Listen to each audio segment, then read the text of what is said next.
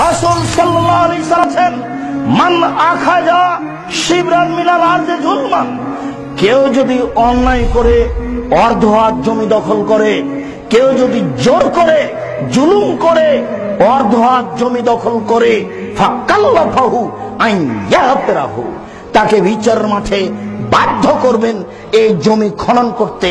তাকে আল্লাহ বিচারের মাঠে বাধ্য করবেন এই জমিন খনন করতে। হাত্তা ইয়াবলুগা আখিরা সাবিআর জিন, খনন করতে করতে খুঁড়তে খুঁড়তে যখন 7 জমিনের নিচে যাবে, এই 7টা জমিন তার কাঁধে তুলে দিয়ে তাকে হাঁটতে বলা হবে। হাত্তা ইউজা বাইনান নাস, যতক্ষণ পর্যন্ত মানুষের মাঝে বিচার না হচ্ছে, যতক্ষণ পর্যন্ত মানুষের মাঝে বিচার না হচ্ছে, ততক্ষণ পর্যন্ত এই জমিন তার কাঁধে থাকবে এবং সে হাঁটতে থাকবে। সম্মানিত উপস্থিতি, একটা জমিনের মোটা হলো 500 বছরের পথ, তাহলে 7টা জমিনের মোটা হলো 5 × 7 = 3500 বছরের পথ। এই 3500 বছরের পথ এই লোকটি খনন করতে থাকবে, খুঁড়তে থাকবে।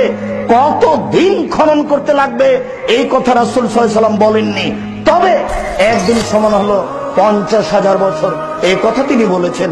তবে তিনি বলেছেন গরিব মানুষ ধনী মানুষের আগে জান্নাতে যাবে 500 বছর আগে। একদিন সমান যদি 50,000 বছর হয়, তাহলে 500 বছর সমান কত বুঝাতে অক্ষম।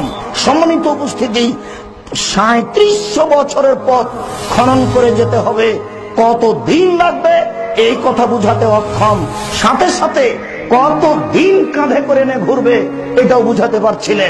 তবে আপনাকে বুঝাতে চাচ্ছি, জালেমের বিচার হবে পরে, জালেমের বিচার হবে পরে, জালেমের বিচার হবে পরে।